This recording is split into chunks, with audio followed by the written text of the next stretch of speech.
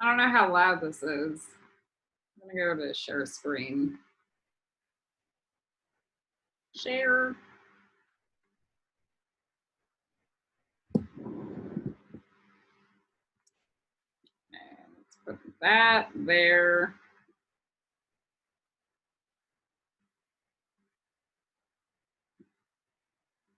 This is the mental body for books.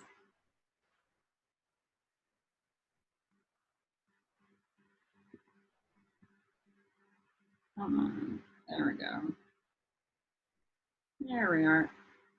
Okay, so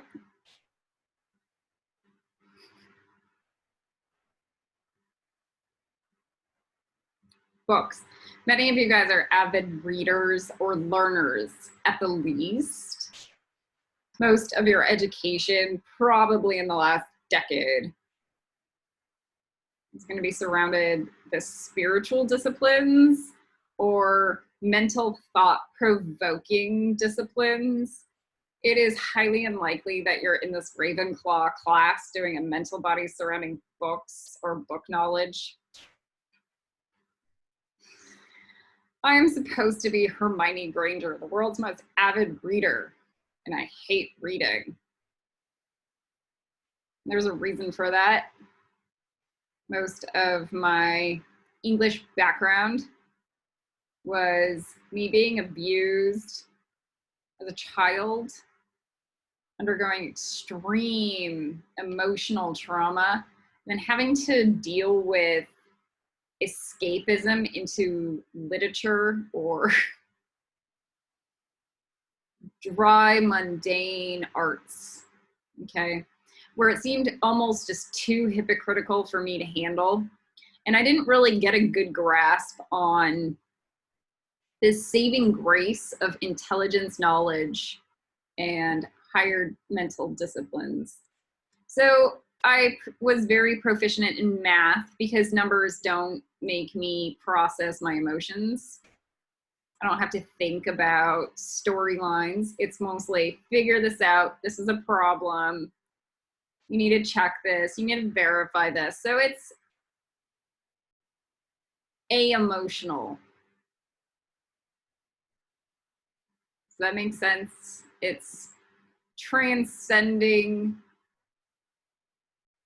the need for spiritual masturbation through indulging in the arts.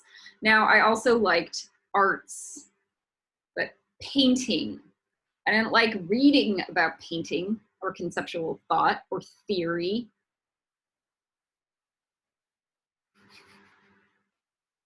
I didn't like understanding or indulging into the drama of Jackson Pollock and the art of process art and Greenberg's applicable, what do you call it? So you see where I have a mental dysfunction. So Greenberg was a very famous art critic that actually put Jackson Pollock on the map. Jackson Pollock was a nobody. He was a nothing. He was a crazy person until Greenberg legitimized him. So Greenberg wrote a bunch of articles, I believe, and then all of a sudden Jackson Pollock was a thing, an it guy. Let's talk about books. Okay. I'm 10 years into my mental, emotional, spiritual studies and hierarchy of discipline through the Kabbalah. I'm in the Kabbalah, okay? I'm more concerned about rewiring the DNA into my physical form to make sure that I can create teleportation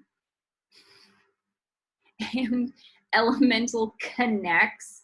And I just cannot see beyond my own narcissism how studying Jungian philosophy is going to help me much more than I already have accumulated today.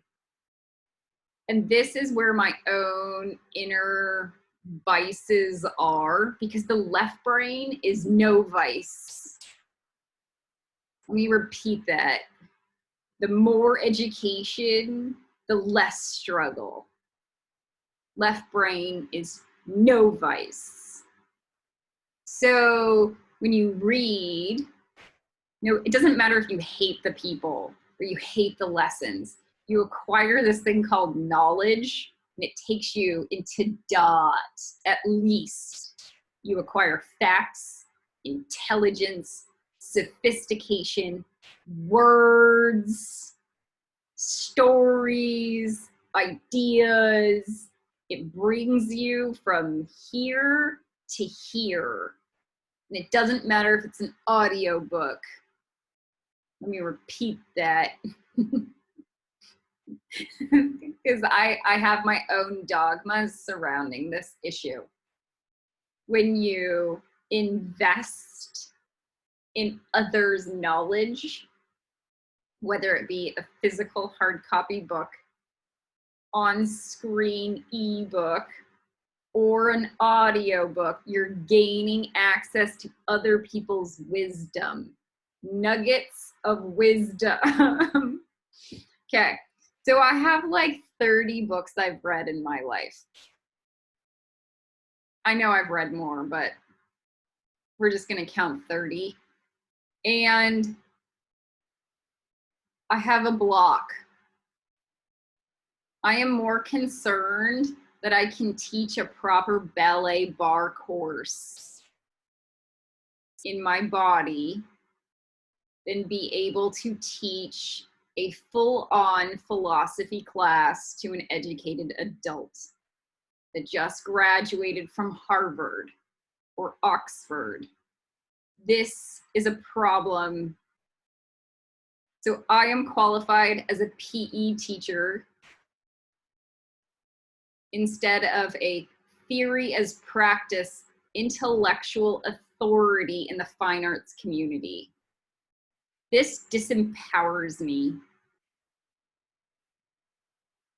in the long run.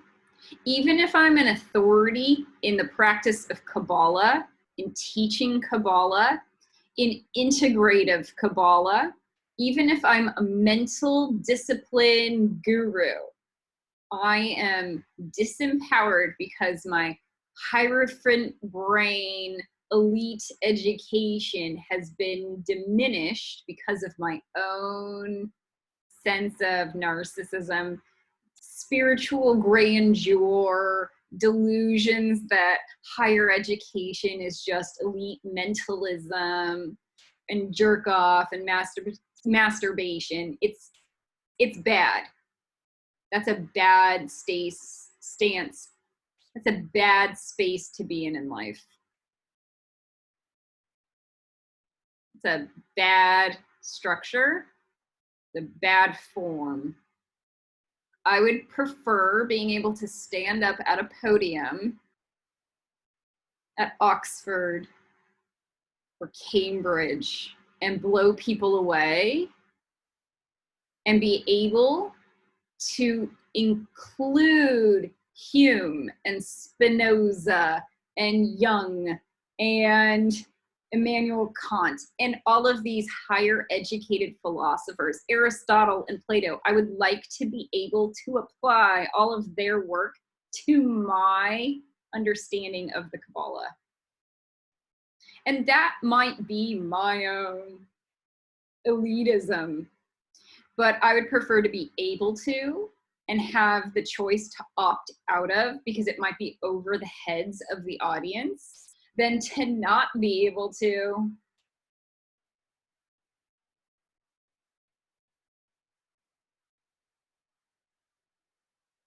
And to sit in a room of classically educated men pondering with their jerk-off rhetoric surrounding all these philosophers and their work. And sit idly by, being ignored forever, because I didn't have the ambition to go, yeah, I'm gonna do it. So that's the Slytherin part of me. I want dead. Hufflepuff should have this book. But we're definitely in the high, above the wheel. We should have, even as spiritual gurus at the age of 80, an elite education. Elite. Here is the Japanese tarot. Let me explain something. Because I hated reading books and I love looking at pictures. This is how I learned pathworking. About 72 decks, maybe more. And I would take out the card from each deck, one a month or one for every class, and I'd put it on my altar or in my altar, and I'd look and I would study how each artist depicted that card and all the different spiritual lessons that came through and all the different patterns that that card reveals. And I would see, and I would see, and I would see the little rocks falling, or the Hierophant going, go higher into the light of God. That's just Tiferet. And then I would see the ring of Keter around Tiferet.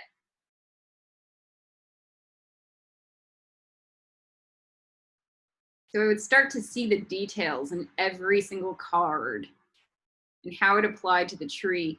And so that is how I appropriated my knowledge to gain more knowledge.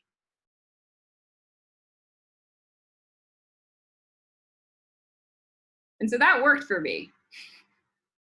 You know what really worked? Was when I read the other books. The thing is, I hate reading the other books. So my brain somehow decided to cut out. It decided to literally repress all the time, energy, and data and knowledge that I received from actually reading the books to my enjoyable time looking at the pictures. I still required the knowledge, but my brain decided to override how I got that knowledge because it's traumatizing. Somebody's going, oh my God, I hate myself because I do the same thing. There are books I've read or listened to, and I don't want to admit that that's where I got that information because I hated the process of reading. And then you realize how important it actually was in your life. Okay. So I'm going through, how do I even begin to re-add books into my daily practice? And what's my level? I'm now writing 6 to 7 hours of Yoda Ball's books. And it's intimidating 0 because now it's on autopilot. So now I include masterclass in the background as I'm writing my Yoda Ball's books. I need to begin to acquire new levels of knowledge and get my reading brain up and going again. So I'm going, how do I even begin? Where do I start to become Hermione Granger? From 0. So I go, I'm like, who's got it? Oprah's book club. I don't like Oprah at all. I think she's a watered down spiritualist that basically rapes spirituality for an applaud from the audience. Okay. I hate that woman. I don't hate her and like she deserves awful stuff in her life or awful things to happen to her. I don't like her because she doesn't do the real deep spiritual work and she gains all the reward. But she does something real well, and it's the book club. Okay. So I go to Oprah's book club and I find what are the best lists of her book club, and I start to find it. How do you add books into your life when you hate reading?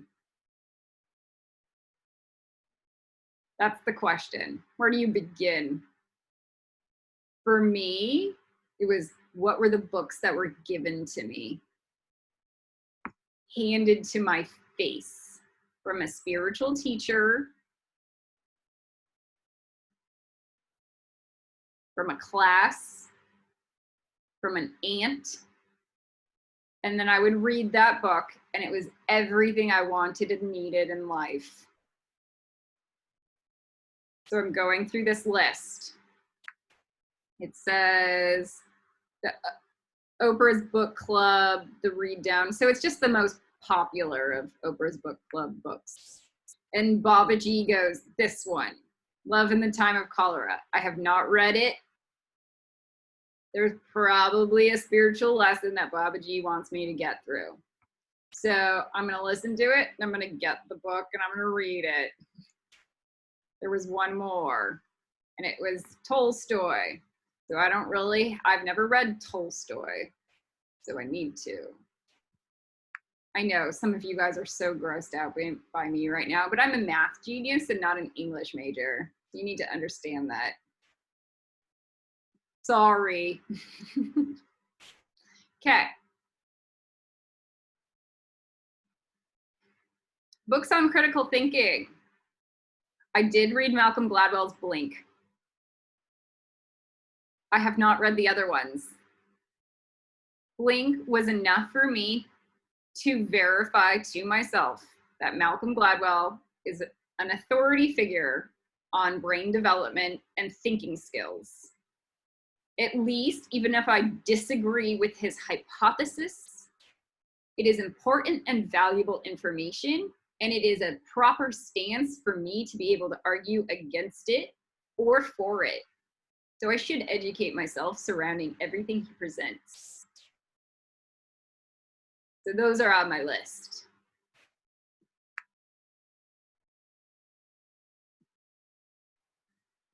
Now, let's talk about weirdo thinkers. David Sedaris.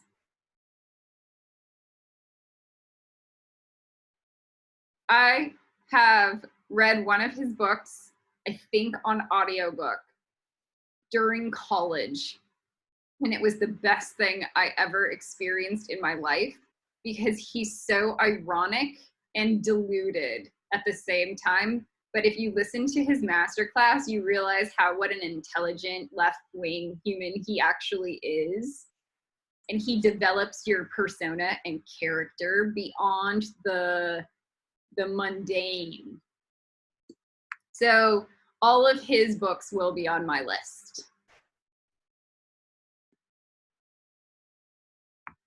All right, let's talk about authorities in comedy.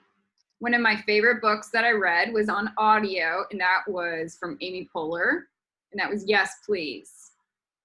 So I love the famous comedians and listening to what they have to provide. So Stephen Colbert and Jon Stewart, I should be including into my repertoire. A lot. Now, there's this component that I have against social mainstream. It prevented me from reading Harry Potter. It prevented me from reading The Hunger Games. I'm not going to endorse Twilight or Aragon series or that kind of, I'm not going to endorse 50 Shades of Grey or like junk. But the way that Divergent is written, even as a film, produces different philosophies of thought and brain patterning.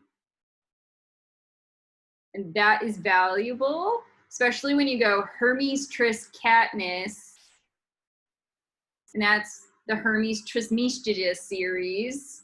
So I am investing my time in the Divergent program. Okay, any more books on Hermeticism that I have not read yet? I haven't read a lot. I know this is so boring. It's so boring to, maybe it's not boring to some of you though. All right, Hermeticism. Words of power is on my list. Why? Because I just want to know what other people have to say about words of power.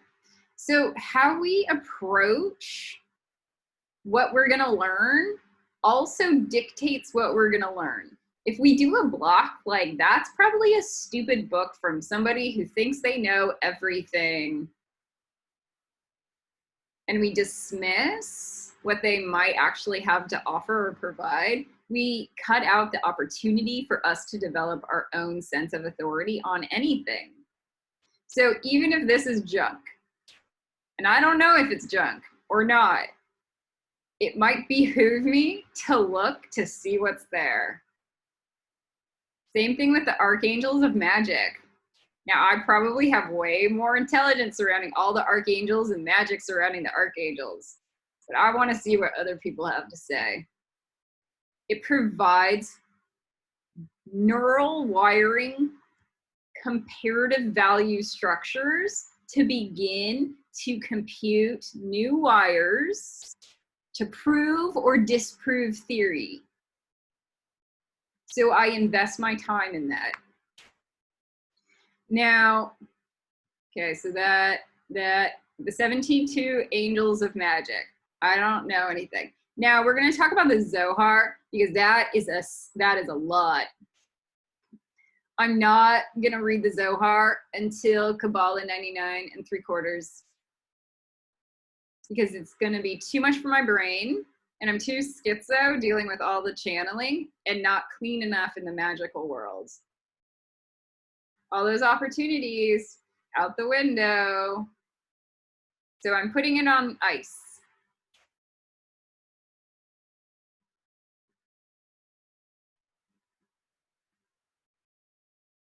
Book of Dragon Runes.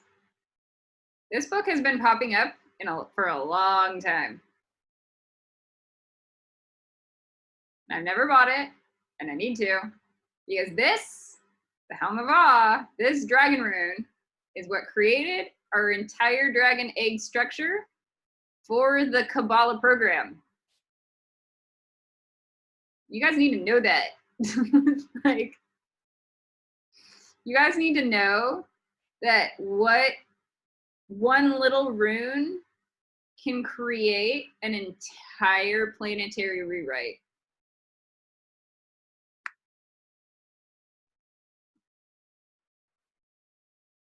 Same thing, more on runes. And all right, so here is my Books of Light page. Oh my God, the books I have not read yet. But so these are all on my list. Yeah, I haven't read Lord of the Rings. It's too wordy. So it's on my list, but I'll do it. And we're starting these, but I'm excited to get to the Draconian Ritual book and see what is in there. I have read this, Stop Saying You're Fine. That is an excellent book. It's about setting boundaries and lowering your expectations for yourself 0. Only about going, yeah, my job sucks. My life sucks. I am operating off of a decision-making factor just to stay in a safe security space instead of create the growth and change required to produce a quality life. Let me repeat that. Stop saying you're fine when you hate your reality and go, how do I change it? Getting out of those denial spaces, out of your comfort zone, leaving the job you hate, leaving the spouse you hate, leaving the teacher you hate. Yeah, I might be that teacher for some people, but that's the point. Getting rid of the mediocrity that you're settling for something more transcendent or more ideal to your goal. Now you have to do some inner journeying. Like, is that even appropriate?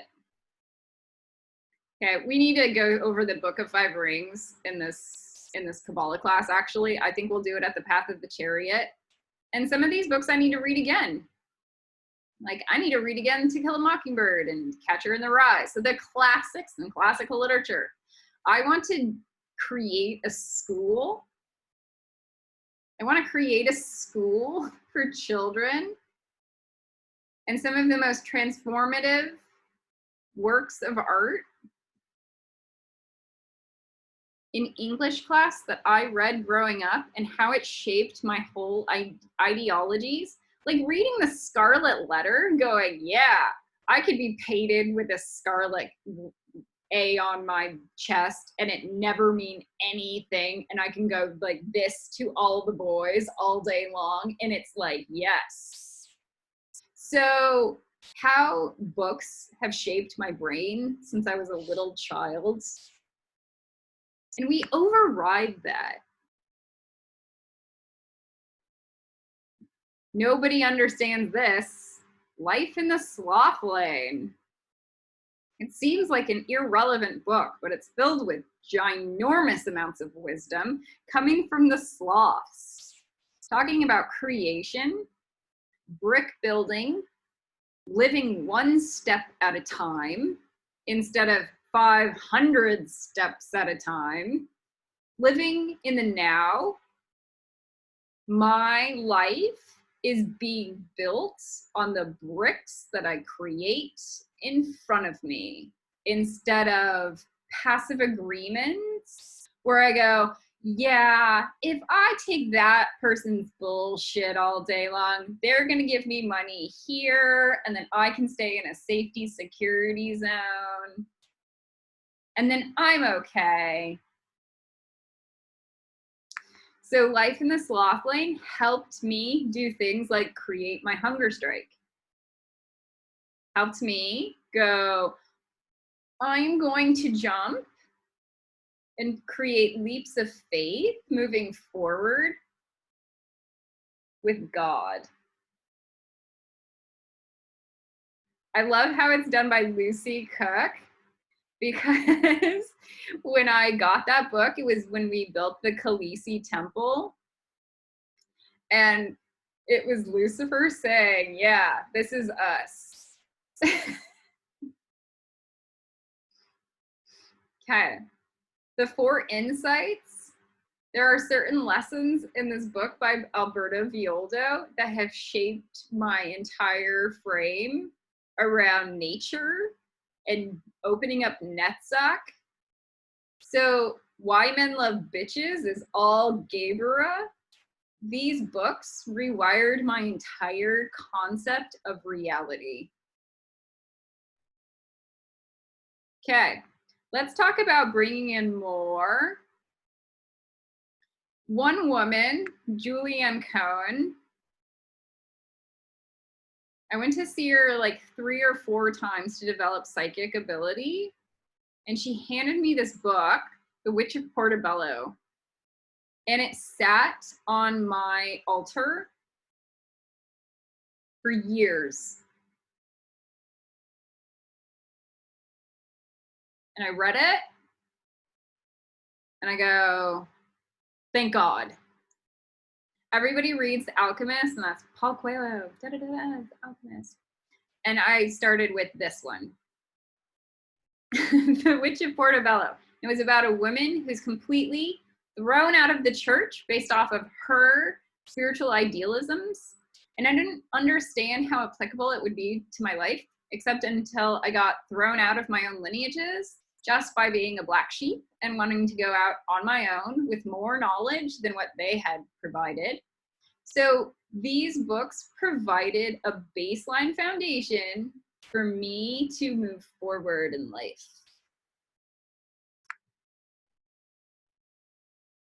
So let's talk about adding more substance. So obviously Paul Coelho was a win. So I'll throw his entire series into my brain book account. He earned a place of real estate in my left brain. So I will invest more real estate for that author. Okay. Philosophers. There is a very short introduction version of every philosopher out there. And they come in these little books that cost about $4 to $5.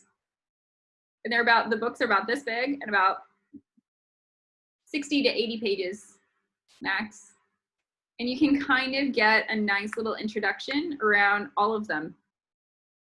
So if you want me to make this bigger. So Hegel, Wittgenstein, Spinoza, Ethics, Marx, Heidegger. So we went through all of these philosophers, Jung, Foucault, in my art school. We had a class called Theory as Practice.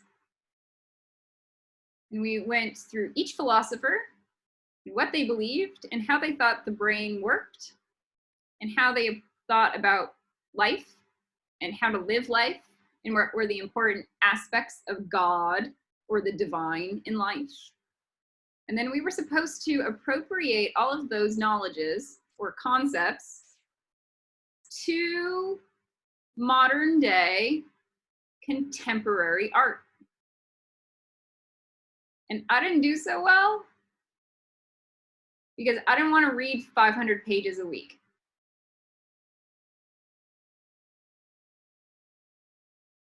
It was it was too much. It was too boring, too dry. And I was too wounded for my left brain to go, yeah. Now, as a 35-year-old woman, wait, 37, I'm much more mature, and I can look back at that time and go, I would have invested my time and energy differently. I'd be less focused on boys or romanticism or broken hearts or sex even. like zero of that. And all of my energy would have been focused on this. And that takes time.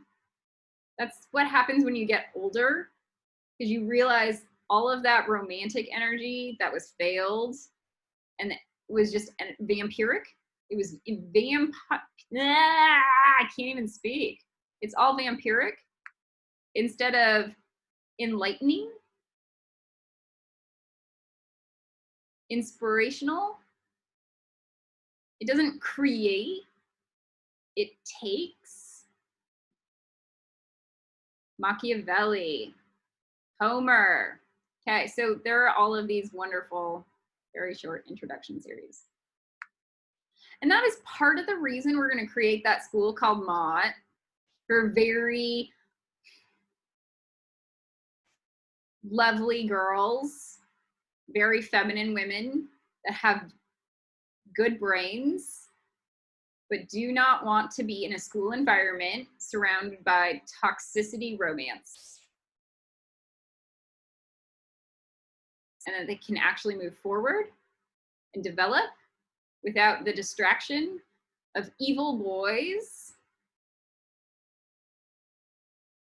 And at the same time, be educated in the female arts, poise, posture, dress, beauty, movement, manners,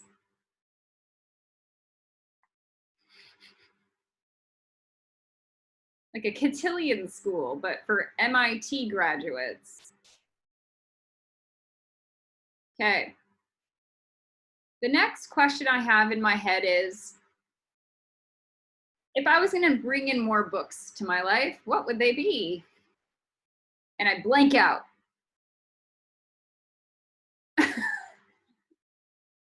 Okay, comedy. I like comedy is great. All right, what else?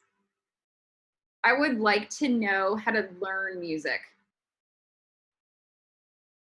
Where do I even begin? What would I like to be able to do that I have zero knowledge of? So I would like to learn how to write a song. I would like to learn how to read music well. When Melissa Elza told me about writing all the music that I was going to be downloading from the heavens, she goes, that would be like 10 years of music theory. And it broke my heart. 10 years of music theory to translate my dreams into pages. And it's so overwhelming. How do I even begin? And I feel so left out of the club. Like, I didn't go to music school. Where do I don't have anything. I took piano as a kid. I can play Moonlight Sonata by memory, but everything else is just, I'm a hack. I'm a hack. So where do I even begin with that? I do not belong to the music tribe. I am a fanatic. I like listening to everybody's music. I will go to concert after concert if I could.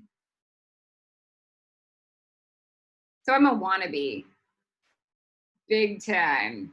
I'm a wannabe in the music world way more than I'm a wannabe in the acting world. And I'm kind of a wannabe in the acting world. So you gotta be honest with yourself.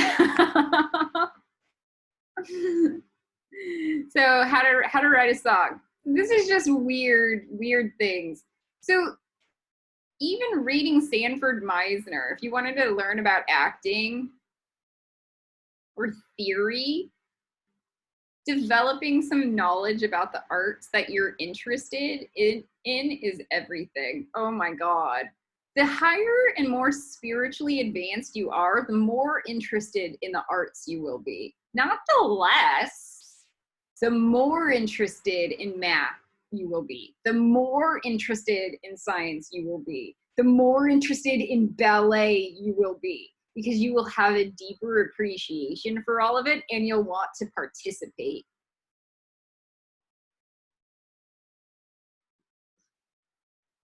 Spiritual people are not jaded in life, where they go, been there, done that, apathy. God. Okay, here we go on more of the baseline classics. Jane Austen, George Orwell. You can just go to a bookstore. Great Expectations. Fahrenheit 51. I've never read that.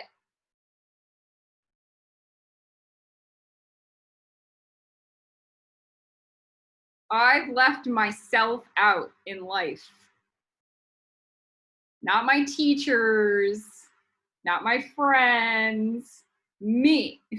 I did that because I didn't read that book.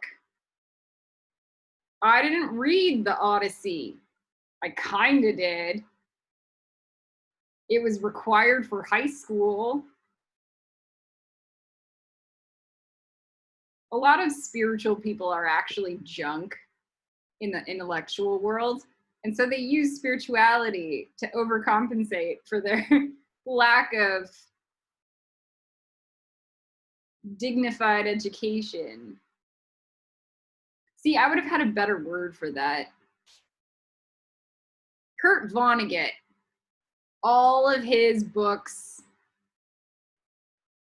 Now at this time, you should start getting to the point where you're looking at all of these male authors and going, man, I wish there was a woman author that was as good as all of these.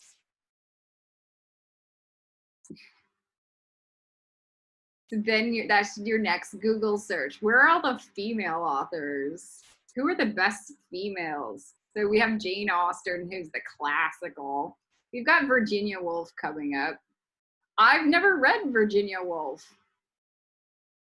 That's insanity.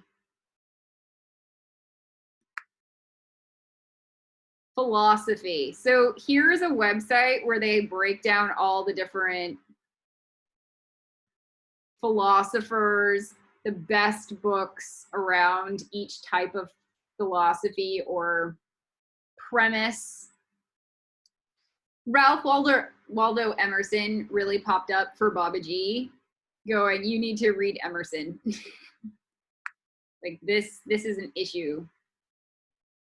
The fact that I don't know really what transcendentalism actually is,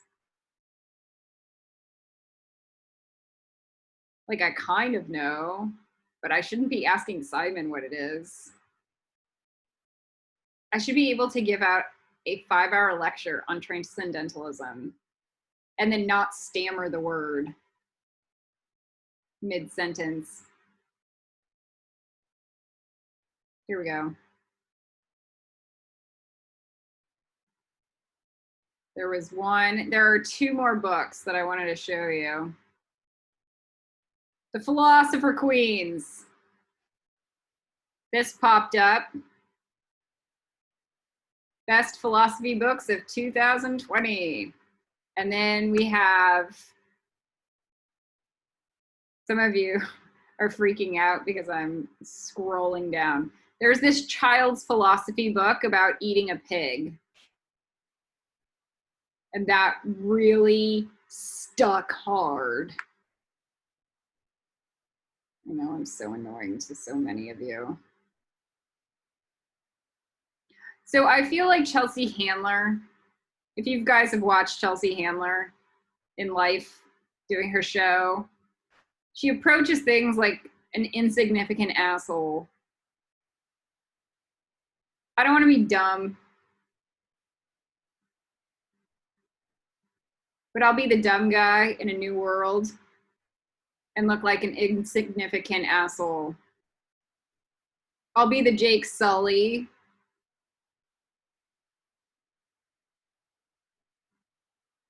So I can learn something new.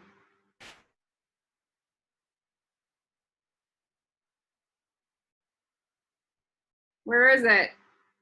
Oh man. There are just so many. And if you look at all of this, what it does to the brain is that you look at all of these pictures and you reduce everything out of it, out of your entire reality. This doesn't matter. She doesn't matter. This doesn't matter because I don't like the color. This doesn't matter because it just doesn't bind with where I'm at in life. And we make really bad decisions based off of irrelevant data.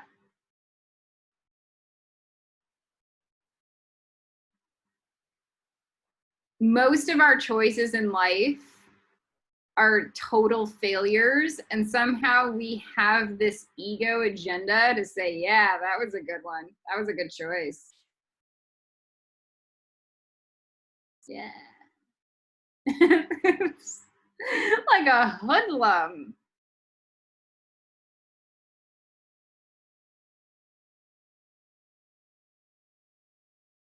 We act like hoodlums to jerk off on our own stories, our own hero's journey. And it's so irrelevant in reality. Here we go, the pig that wants to be eaten. Read that.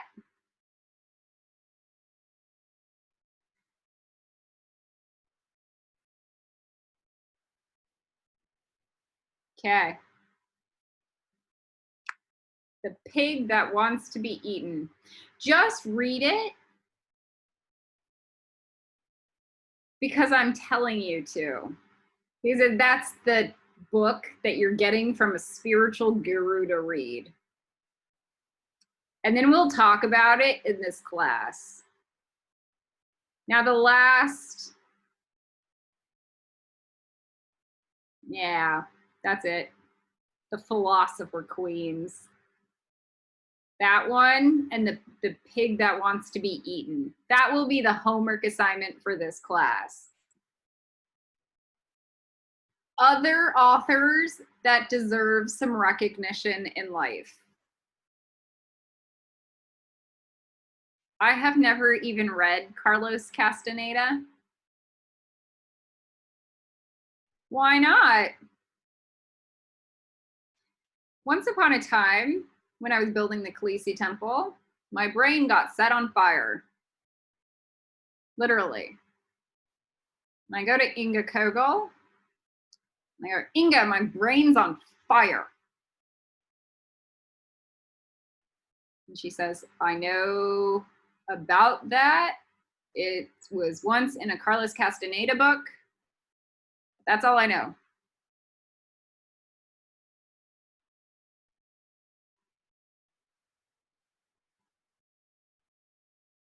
Three years later. Do you see what we do to ourselves in life? I don't need that book. So Babaji pointed out the Wheel of Time. That's where I will begin. It helps when you see a list of the authors or a list of the books to have an entry point. If you look at everything at the whole without the entry point, what you do is tap out, dismiss, and reduce.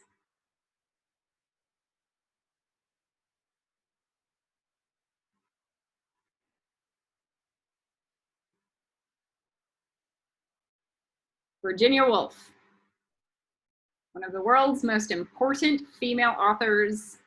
I don't even like calling her a female author.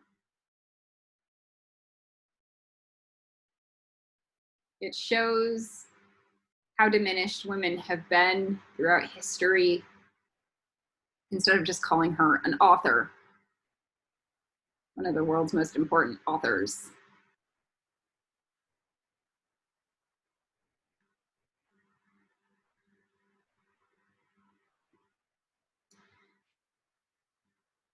The Anastasia series. I have not read this.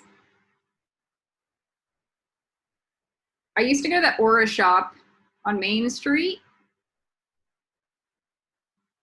and I forget the owner's name. Oh my God. In Santa Monica. Why I've forgotten her name is bizarro. Maybe because I just got stabbed to death for 9 months in the astral planes. But every single time I went into the Aura shop, this Anastasia series was at the bottom of the bookshelf. And she would talk about it every time I went in.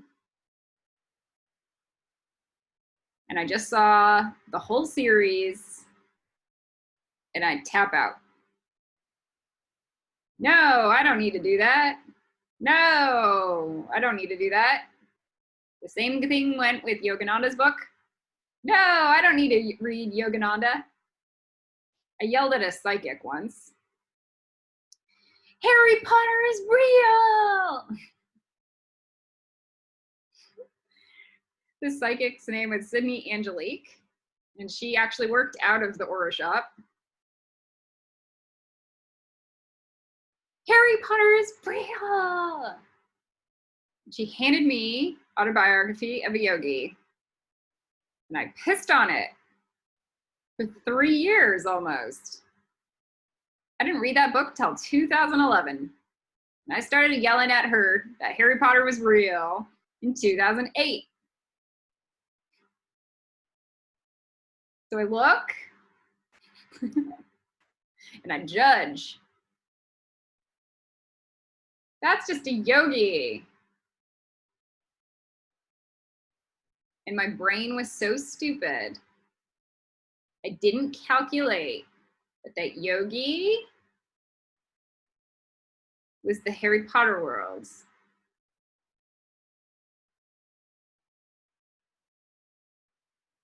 And looking back on my life, there are 100 million pieces of information that are lost or missing because of my inability to read the Anastasia series. Because I listen to God pointing at the series and I go, no.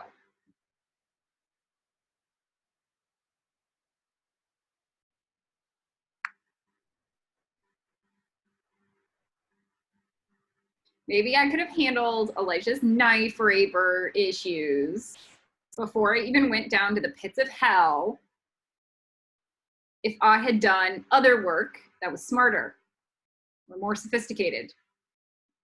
Maybe, maybe not. We don't know. But the fact that I even know that the pits of hell existed and need to be cleaned out was to do with information that I could read online. I got the data from other people. Clip it. There's another part of the tree.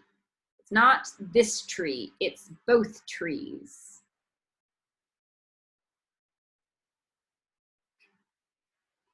Okay, and then the dragons had to teach me everything else. All right, here, this is what my books list looks like when my brain is not working and I'm battling demons instead. So this is me as Buffy instead of Hermione. Okay? I'm not joking. It's pretty low. It's pretty spiritually insignificant. I want to be able to teach Rumi and educate people about how to do a Patronus charm and how that relates to Rumi. Then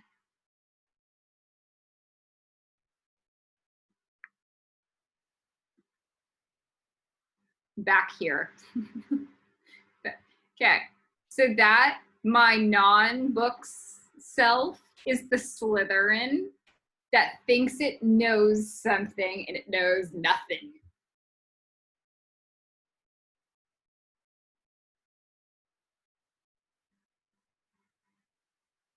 It knows nothing. And it thinks it doesn't have to read.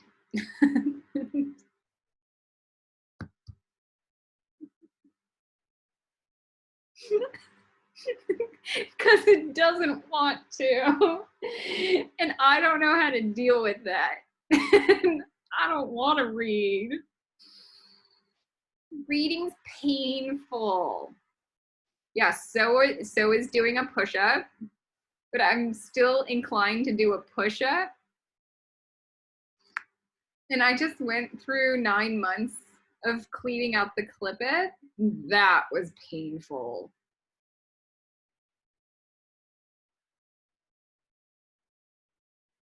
Okay.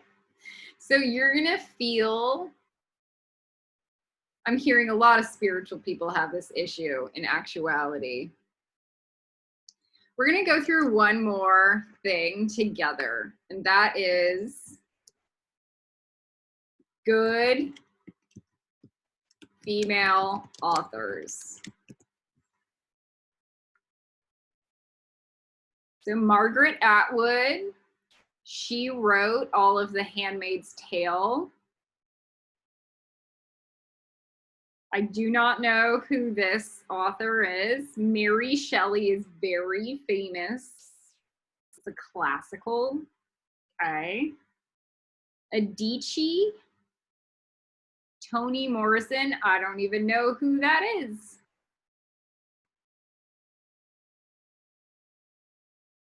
Evolution of a Girl. So like, we need to know who some of these are. Harper Lee is To Kill a Mockingbird.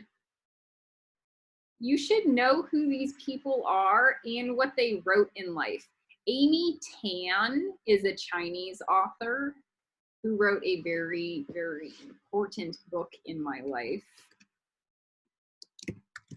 that was turned into a movie, and so I know who she is.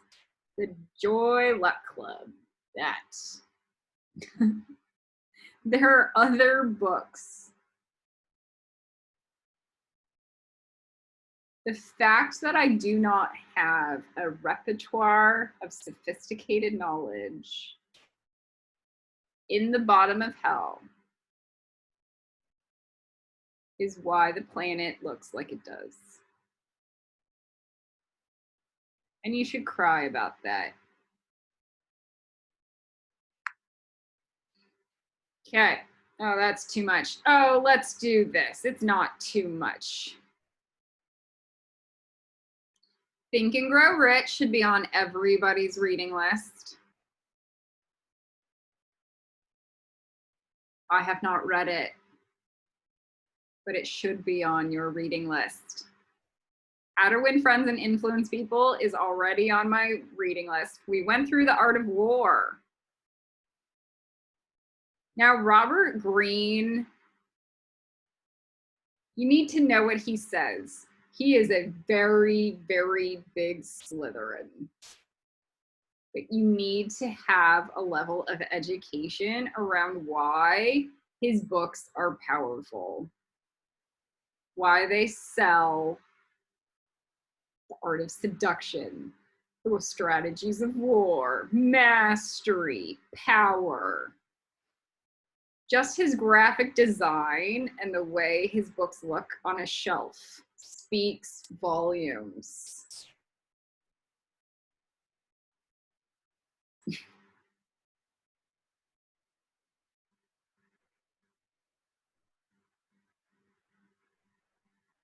Okay.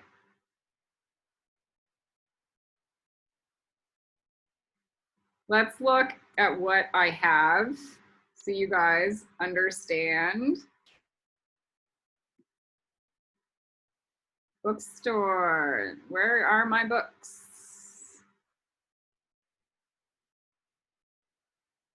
All books.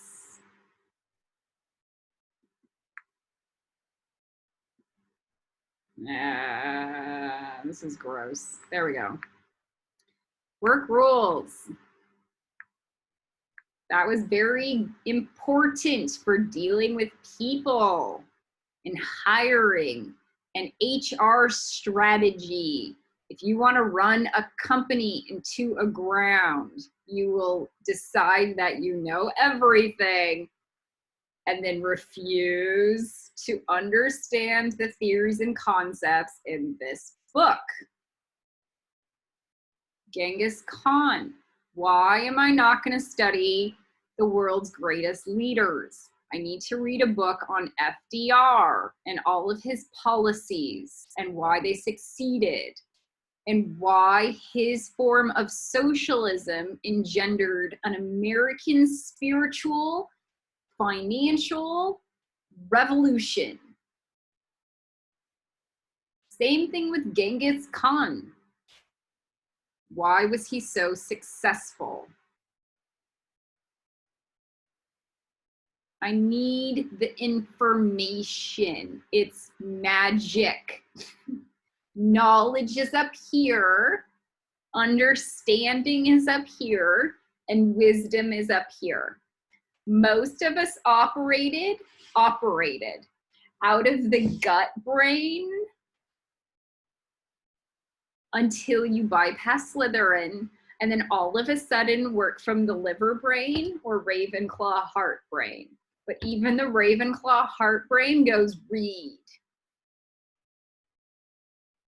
Get more. Dumbo. You're a Dumbo.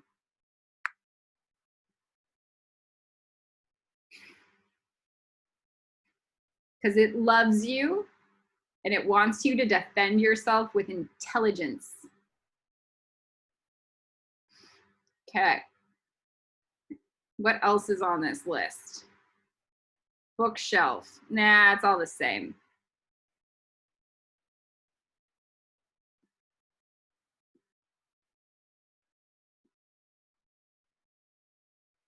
Stop share.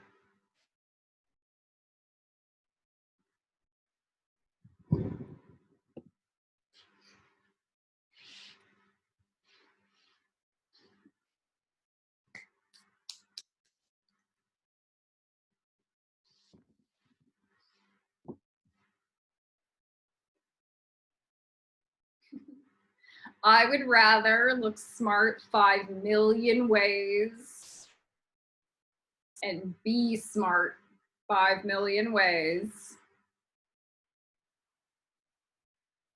than approach my opponents with an arsenal this big. Let me explain this.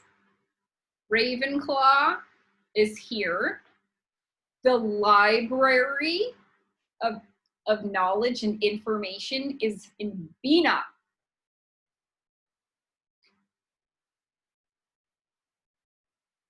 In Bina, the Akashic Library.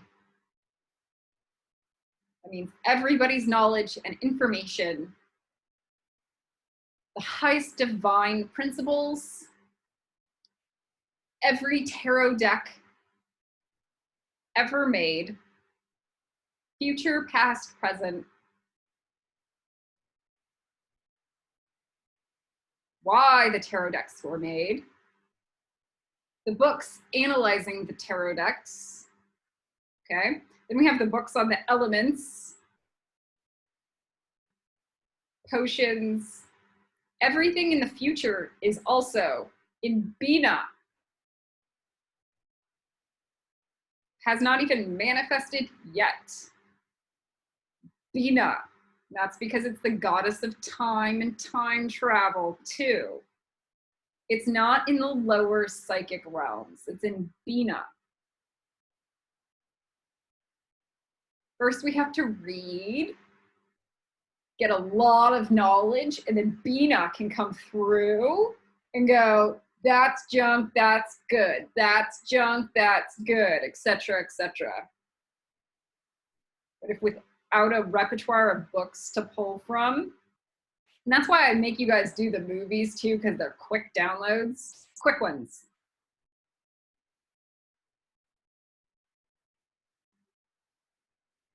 Without that repertoire of knowledge, your right brain has less to work from.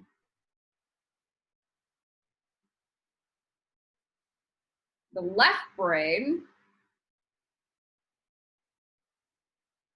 here's the intergalactic library in Bina, and in Hokmah, the best of the best of the best of the best of the right brain Bina. And this is the law. This is the spiritual law.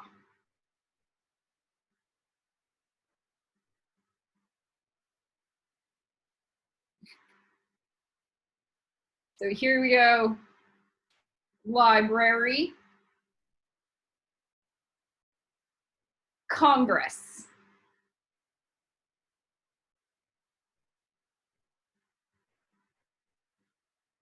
And that's actual spiritual life.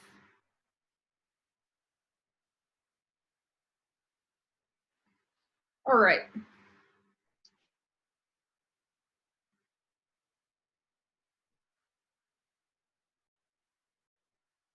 Mental body books.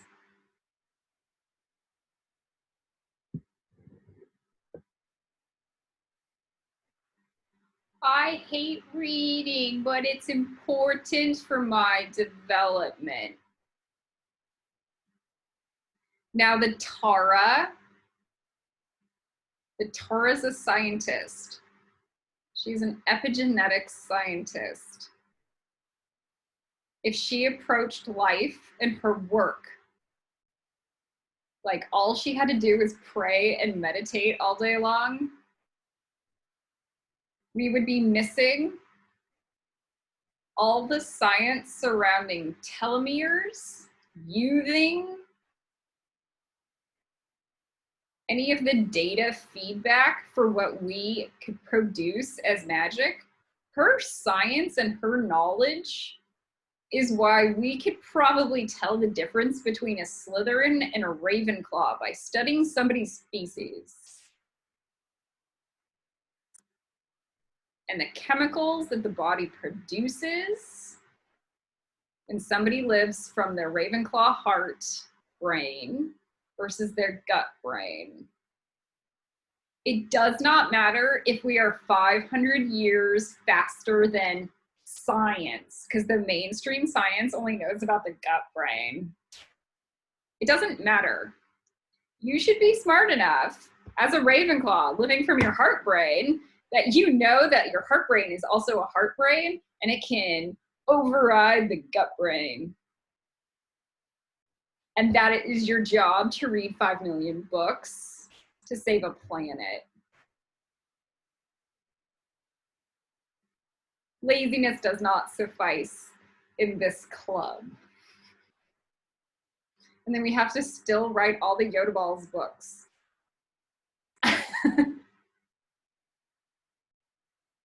We have to find a way to do all of it.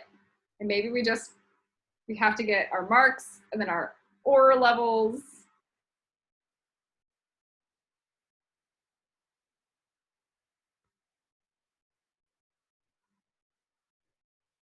Confessor levels. There, that's the better route. That's the better route. Unless I have the science to prove that I don't need it.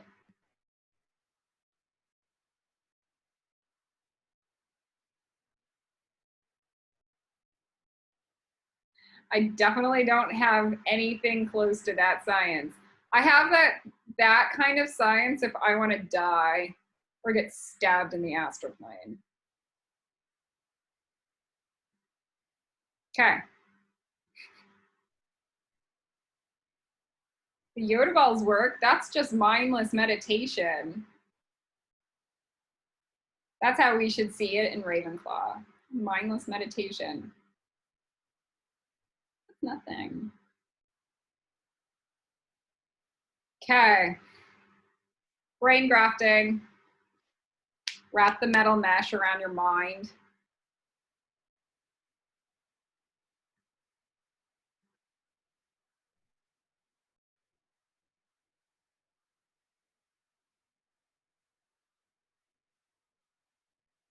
Through your brain. I want to be more sophisticated in my spiritual practice. I don't want to be a Dumbo. I don't want to feel dumb.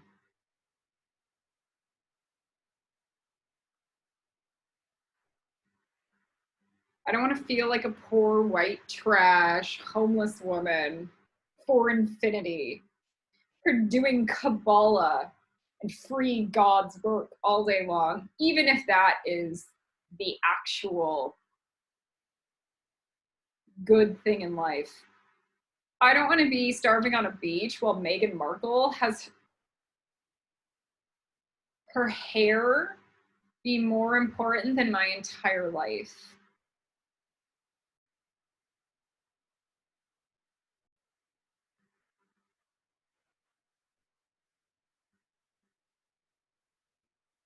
$50,000 plus people decided Meghan Markle's hair was more important than my entire existence.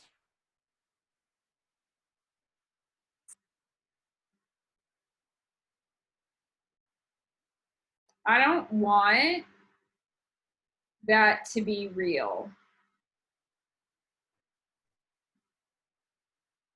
It doesn't matter in the spiritual world if it's real or not. The point is that at the end of the day, Meghan Markle's hair mattered more than me.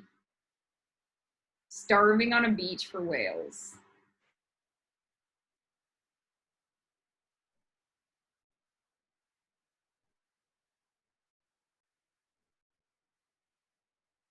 I don't want to be dumb. I want Harvard and Oxford and Cambridge to have a spot for me on their professor list to teach Kabbalah studies or something of a higher value.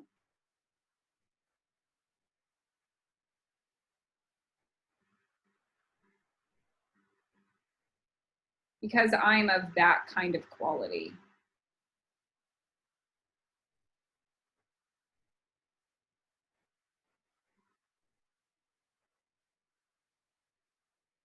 And then there's the whole component. I would like to be able to put in an application into one of these schools and get accepted instead of have to get accepted through the back door. Because that's my actual reality in life. And it doesn't matter if I am of a quality that is higher than the average individual. The fact is 90% of my application process is 100% failure because I do not look good polished up front on paper. Only when you know me.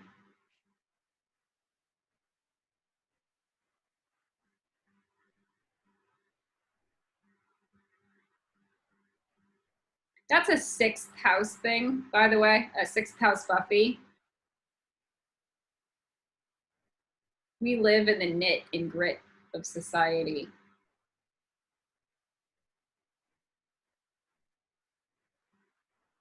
Get back end cheers.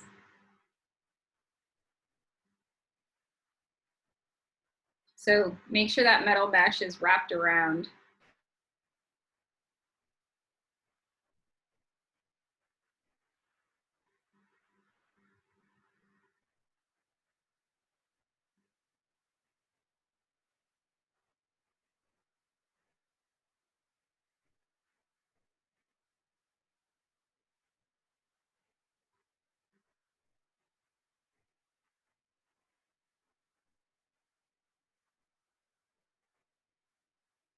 I'm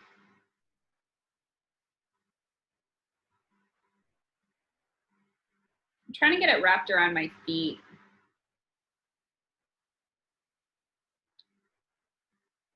You might have memories as a little girl or a little child, little boy,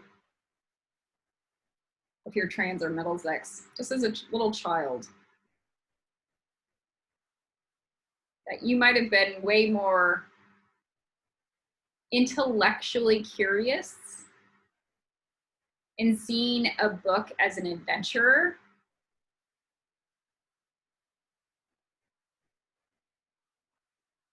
That helps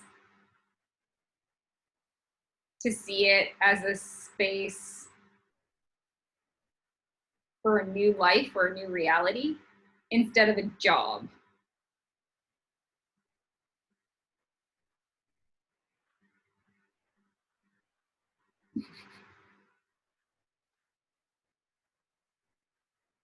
So we're gonna pour that petroleum jelly on. And you were probably smarter as a kid too, in many capacities.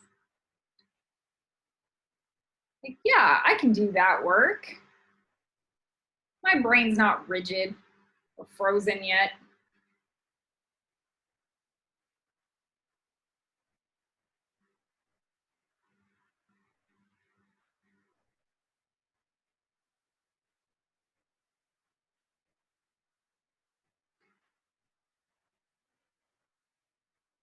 So we're gonna put the petroleum jelly around the first metal mesh.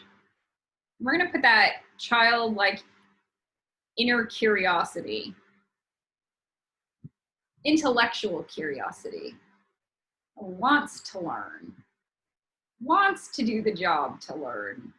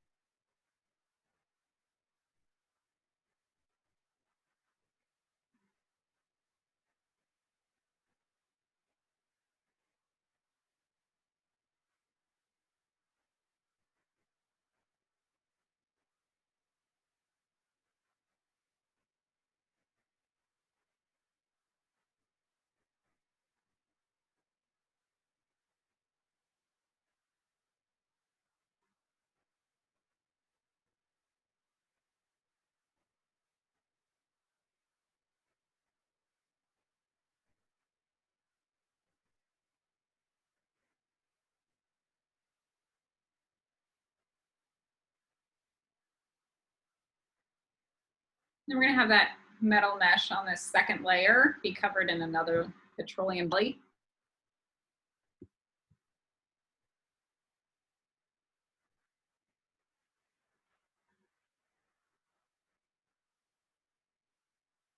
And in this petroleum jelly, we're gonna have Collie Wren's book list from scratch 0 or better. That Collie Wren's library from 0 or better charm.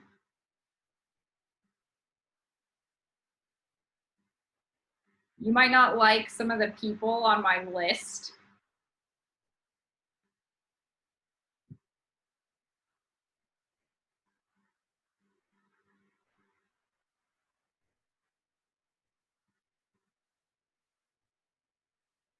We are learned. You cannot pretend you're a Ravenclaw and look at David Sedaris and go, yeah, that's stupid.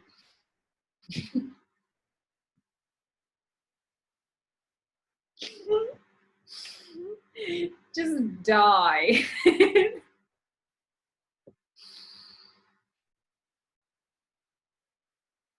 Like the king of fuck you, satire, and irony.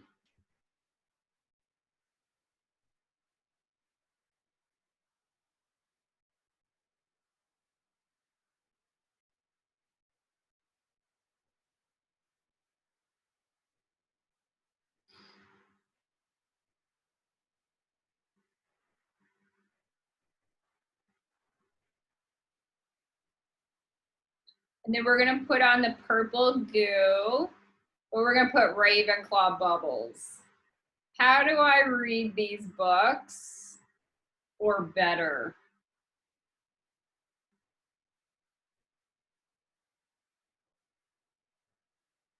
Blue bubbles, blue book reading bubbles. And we're gonna call them the bookworms.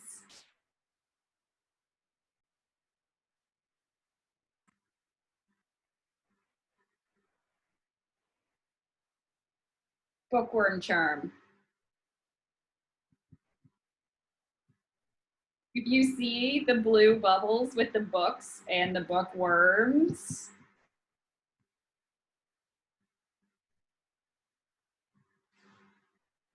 it should go all the way through your feet.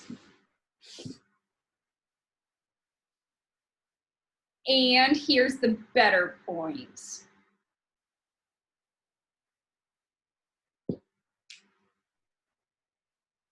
We develop book clubs and we talk about the books in the Kabbalah class or better.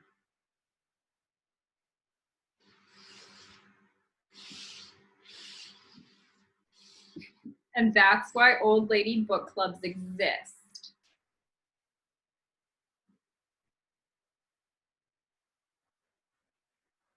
That's a nice technology.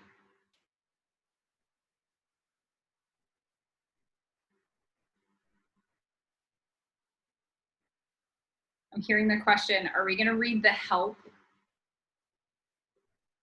I've seen the movie, but I have not read the book, so that will be good.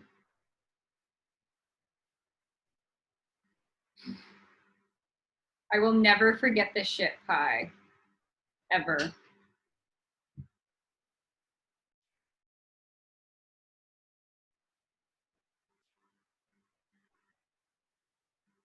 Then what we're gonna do,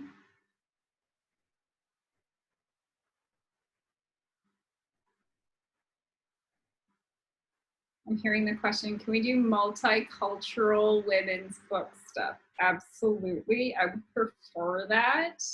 That engenders higher learning, cross boundaries.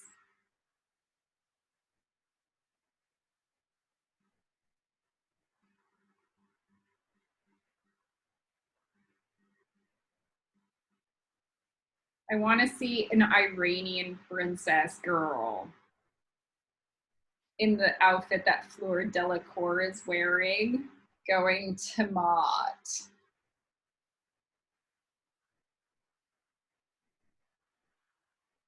Or an African little girl that escaped having her clit cut out and can get higher educated instead. That's my dream, an evolved, higher advanced civilization. It's so low and so demeaning. And maybe that little girl can come back to Africa and heal the water with her hands. And not get burned as a witch because she can also khaleesi them.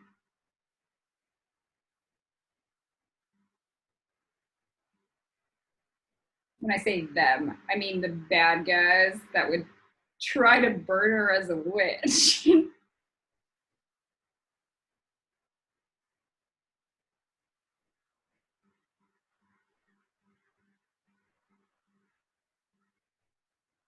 But she would come back with a team, obviously.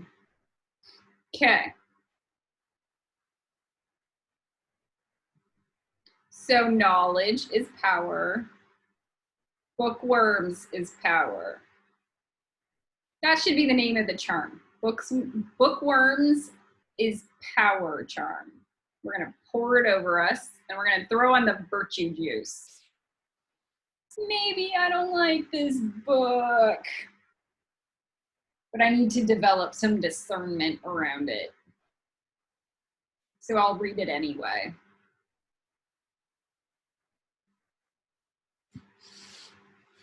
Okay.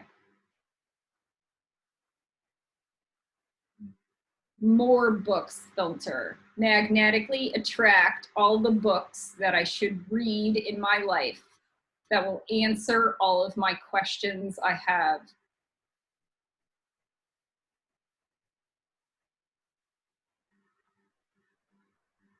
So you should see a charm where just books are layered onto you.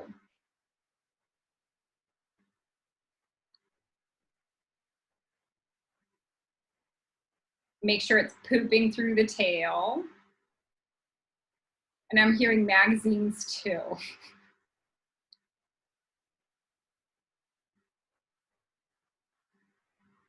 All the answers to all my problems and questions coming through books or magazines.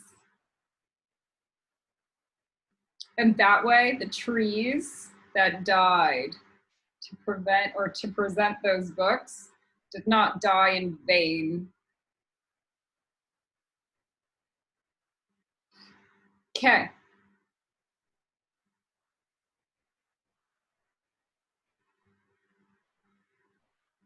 Somebody is saying, I need a much more polished background to be able to handle you, Khaleesi. It's fine. We start from scratch.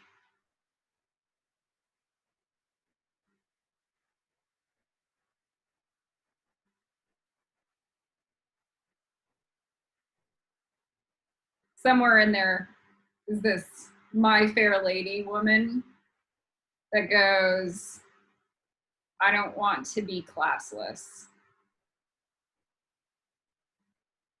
I don't want to be dumb, or I don't want to be low.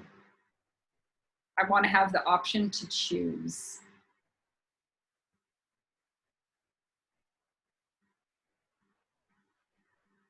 That's love. Okay.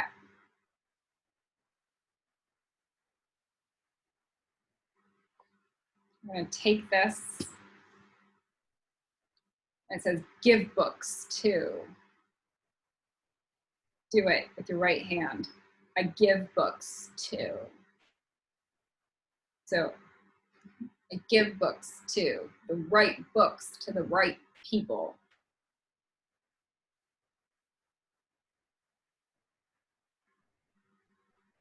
And I pour on red goo, go action.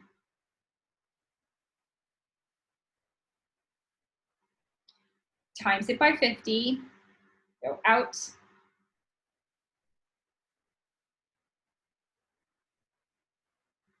Giving books might mean writing books also. Know that.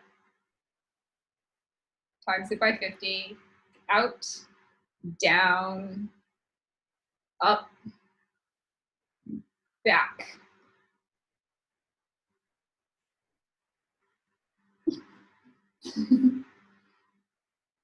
Okay.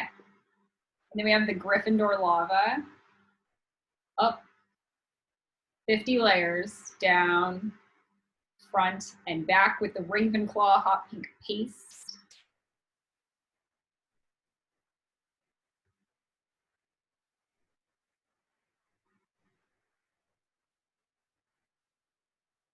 Because it's our emotions. It's our emotions surrounding the books that prevent us from getting educated.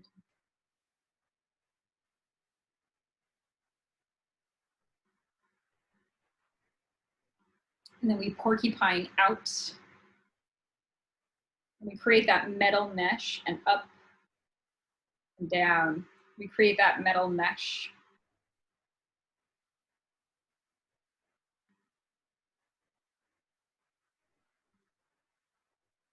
And we pour on the maturity charm on the outside. And you all go, what about the blue gels, Khaleesi? I go, that's next. Ravenclaw blue gels. 50 of them on the outside. Oh, back, up, and down. With the pearl inlays.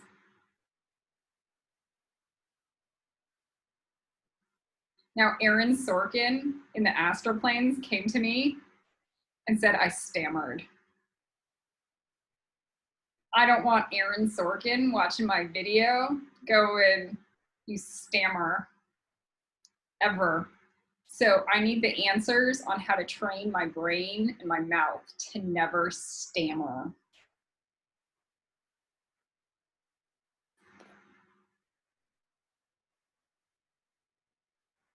That's life. Pearl inlays, 50 down, 50 up, 50 out, 50 back. It's embarrassing. I am of a higher quality and value. I should look and sound like it too.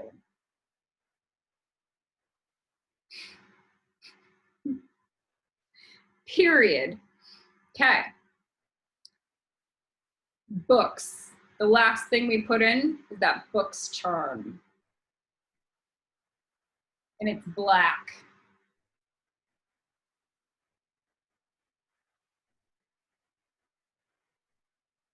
And I'm hearing books are everything in this lifetime. In no man's land. The tarot decks are too.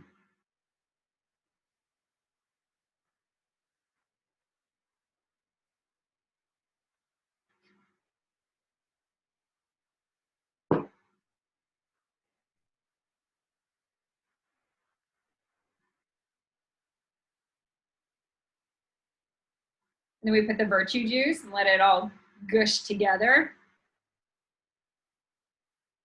And we're good to go. Grow organically with time charm. Fill it in.